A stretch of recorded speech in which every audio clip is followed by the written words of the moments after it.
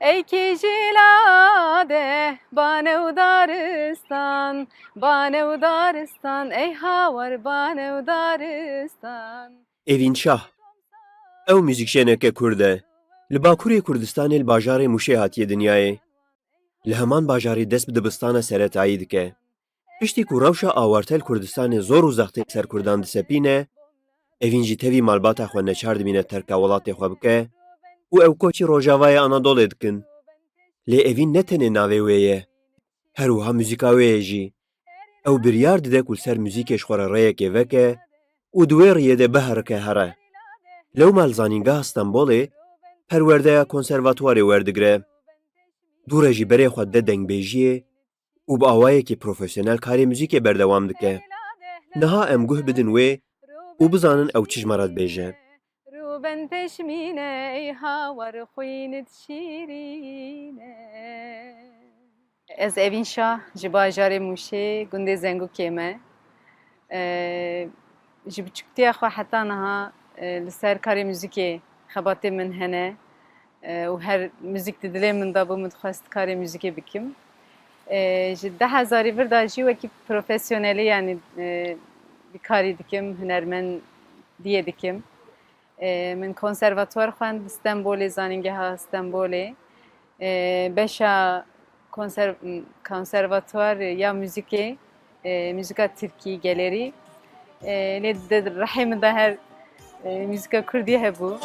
Werhene werhene hebalêlê werhene werhene delalêlê werhene werhene hebalêlê werhene werhene delalêlê. Zimanê Kurdî da dema mirov stranbêjiyê bike an hunerê bike.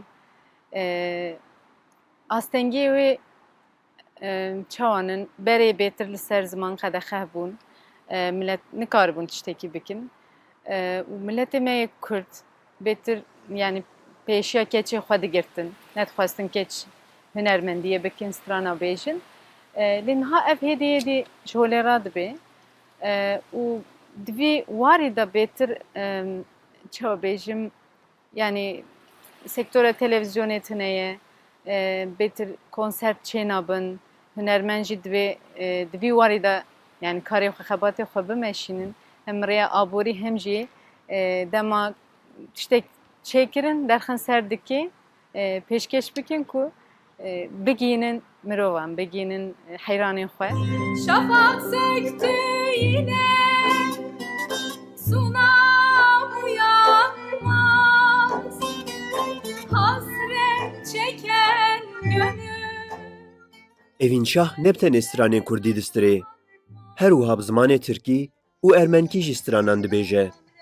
Ew bixwe stranan dinivîsîne û muzîkê ji wan re çê dike. Di sala 2005 de Evîn Şah komeke muzîkê dida mezirîne ku navê wê Arya Rengîn e.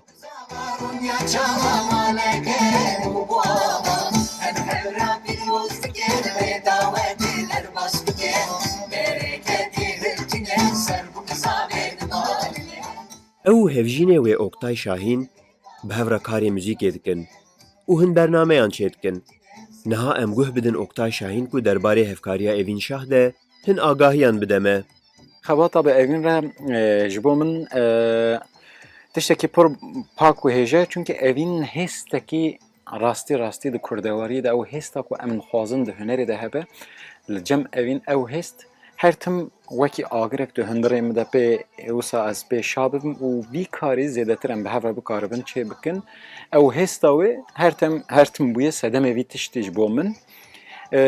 Evîn di karê xwe de pir bi hûrgulî dixebite û serê xwe dide ser karê xwe li ser hunera Kurdî serê xwe gelek değişîne em bêjin tenê ne ya Rojava û ya Bakur û ya Başûr hemî zaravayên Kurdî em bêjin li ser wan dixebite. Wek ku me got, evîn ne tenê navê wê ye, lê belê muzîka wê ye jî. Vêga em rê bidin dengê wê ye zelal ku ji me re straneke gelerî bêje. Hêja Bawdû, Rûdaw, Stenbol. Lele domam dve heçi derde ve vini kediti Ailemin o domama mnekint gazından utloman Ayde domam domam domam ay zeri kubari وز بخلامي